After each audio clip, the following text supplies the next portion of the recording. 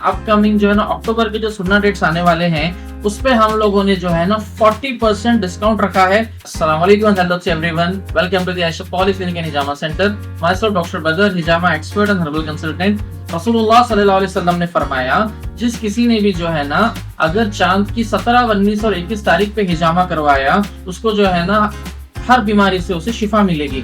सो इसी को चलते हुए जो है ना अपकमिंग जो है ना अक्टूबर के जो सुन्ना डेट्स आने वाले हैं उस पे हम लोगों ने जो है ना 40% डिस्काउंट रखा है फुल बॉडी सेशंस पे और हर्बल मेडिकेशंस पे।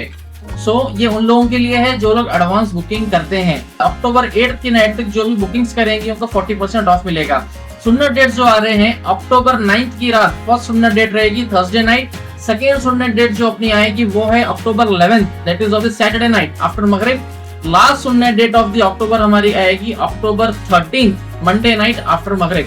फीमेल हिजामा थेरेपिस्ट भी अवेलेबल हैं।